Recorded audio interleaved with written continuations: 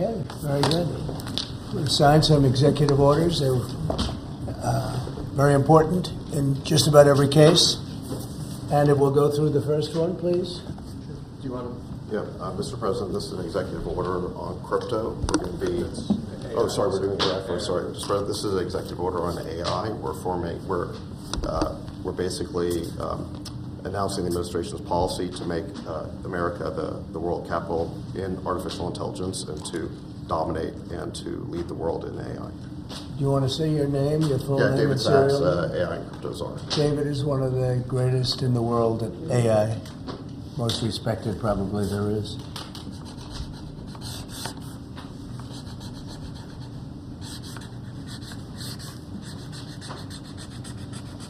So that should take us to the forefront, right? Absolutely. We got to win.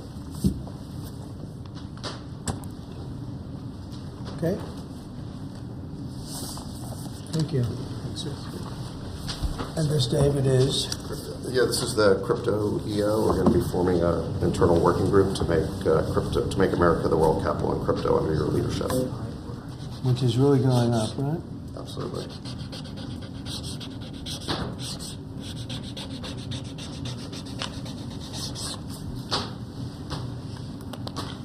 All right, David, that's for you. Thanks.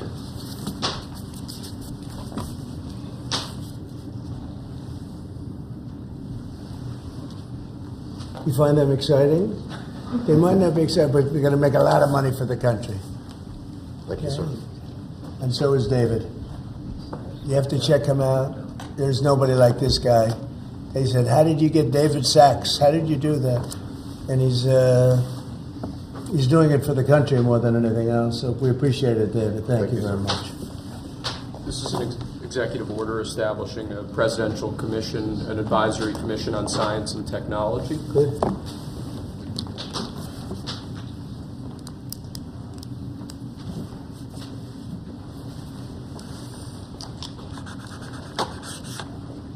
Do you want to explain that a little bit? The basic idea is to get together top people from government, the private sector, technology industry, as well as educational institutions, to make sure that America maintains its leadership position with respect to science and technology development in the years ahead. Good. That's great. Next, sir, we have a presidential memorandum encouraging departments and agencies in your government, including the Department of the Interior, to promote federal recognition of the Lumbee tribe of North Carolina. I love the Lumbee tribe. So this is their first big step, right? This would be a huge step for them, sir. Yeah, they were with me all the way. They were great. North Carolina, Lumbee tribe.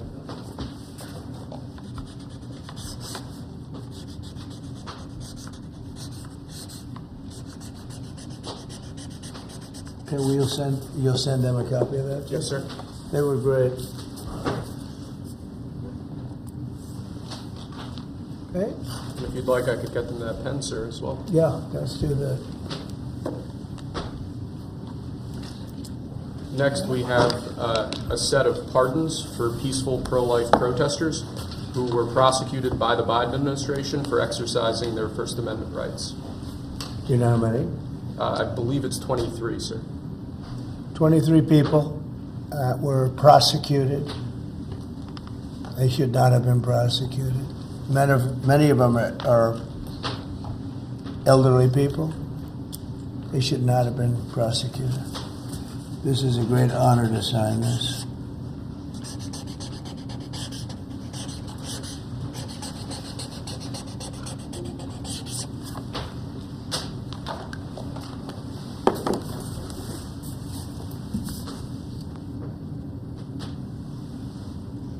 They'll be very happy. So they're all in prison now. Some are out of custody. It's ridiculous. Okay?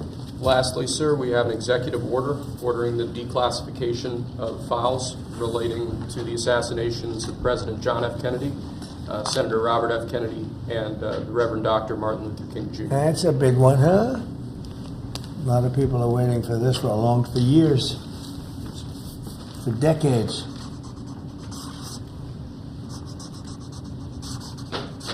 And everything will be revealed. Okay. Give that to RFK Jr. Yes, sir. Okay.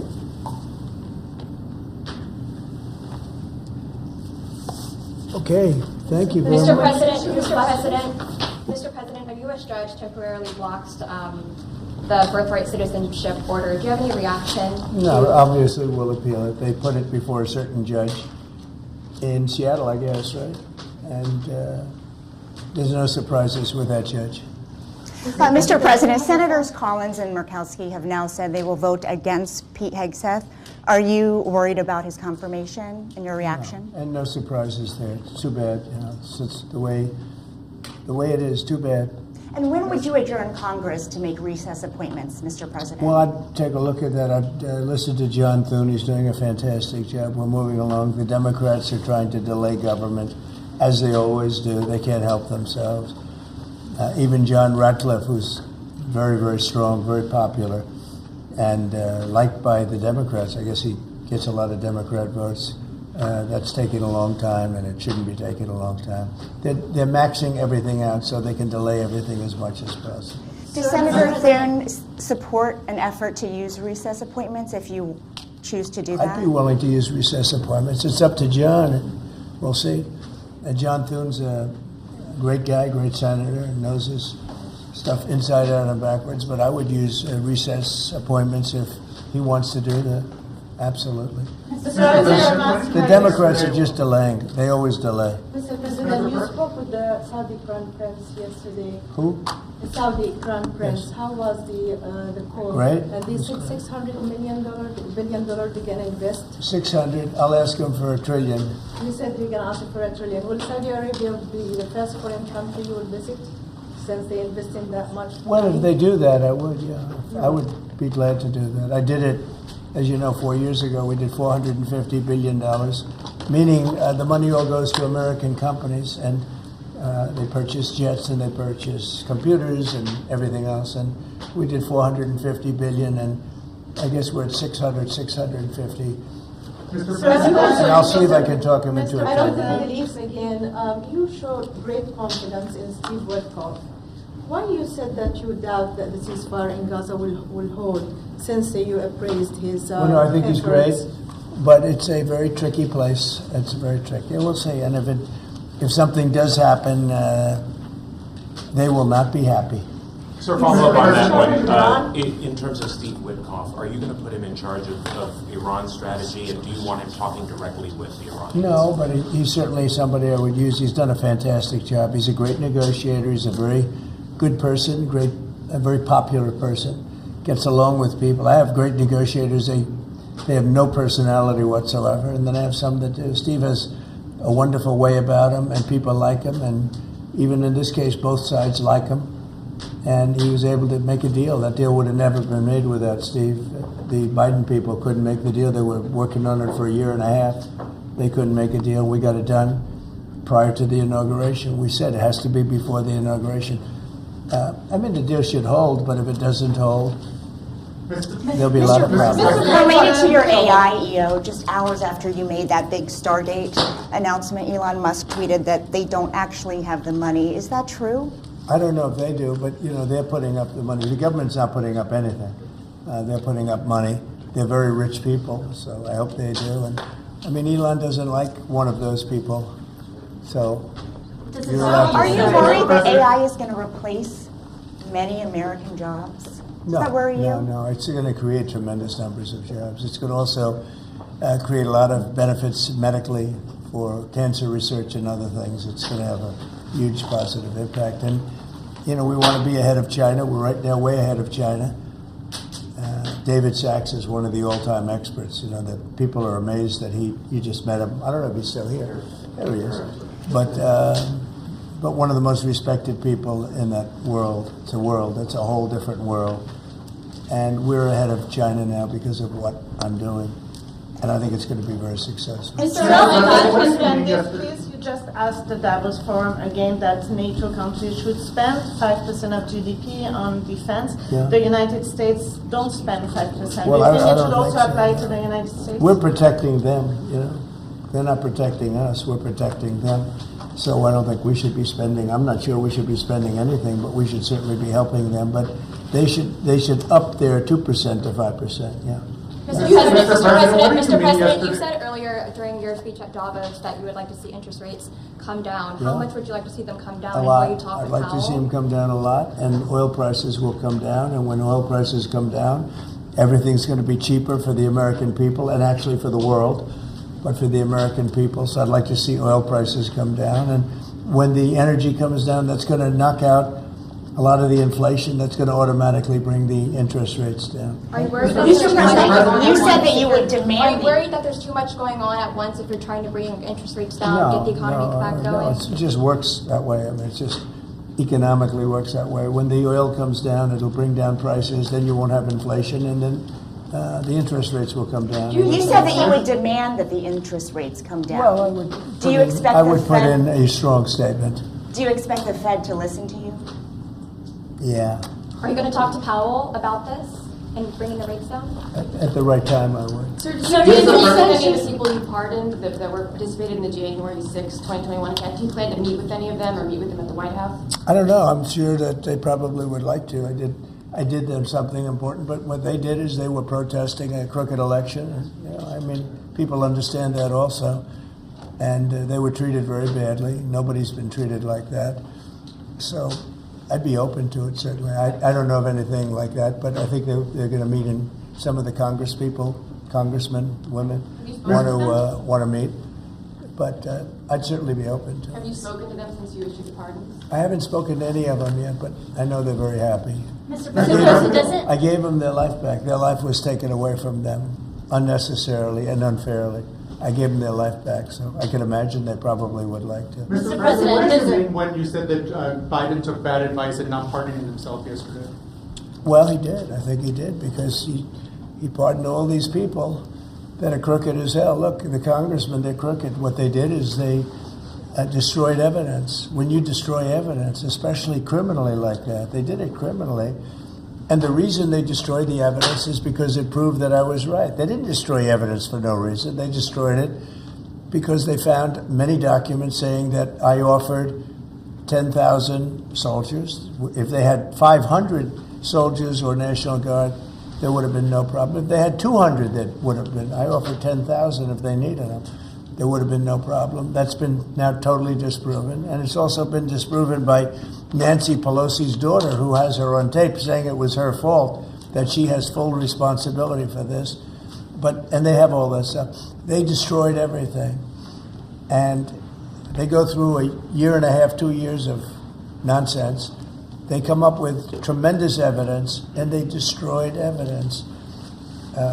And Schiff knew about it. That's why he's on there. He knew all about the destruction of evidence. A lot of people said he's the one that got him to do it. And he's a crooked guy, totally crooked politician. And so he's pardoned, and some other people are pardoned.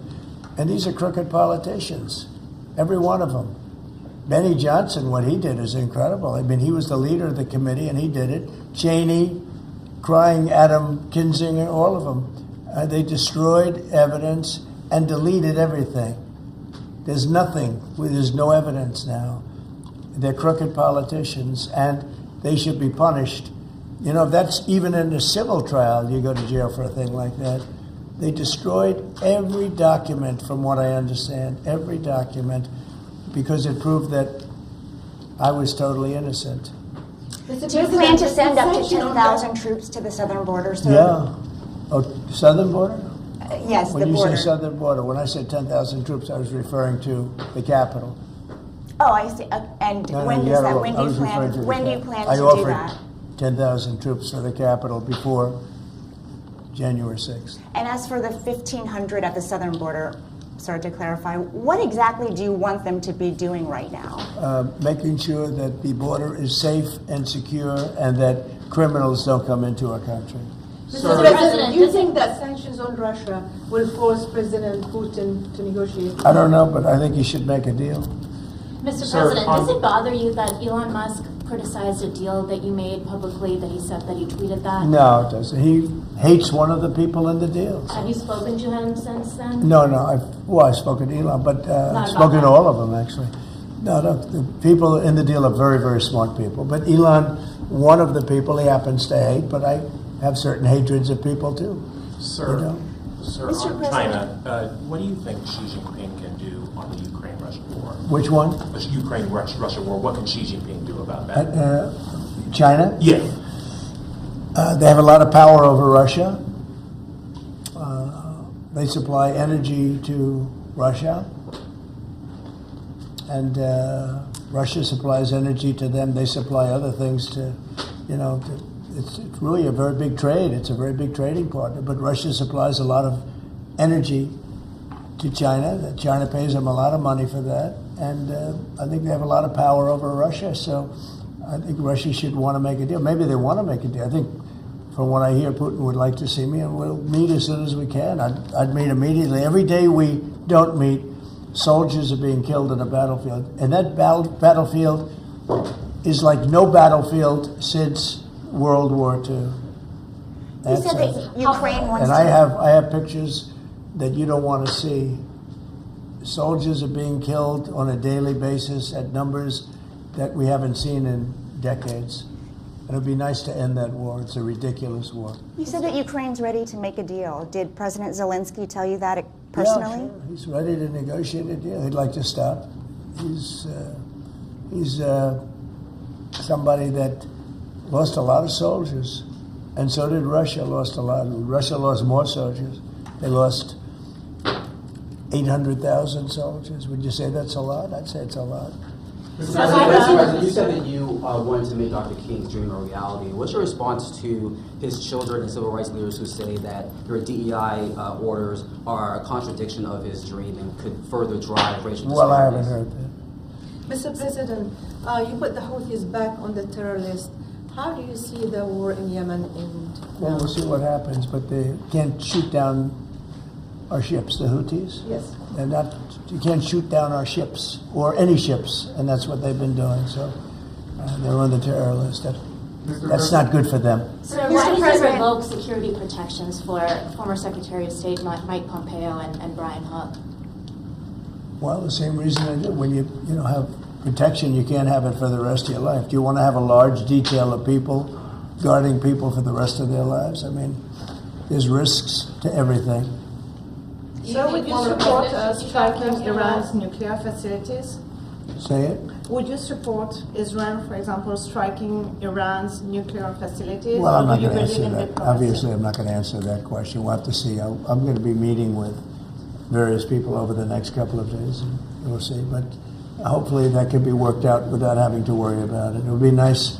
It would really be nice if that could be worked out without having to go that further step. And who are you going to meet with?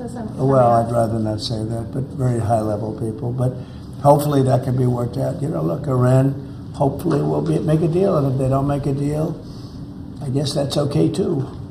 And Mr. President, just to follow up, you said you think the Fed should listen to you. Can you elaborate on why you think it should? With regard to interest rates? Correct, yes. Because I think I know interest rates much better than they do.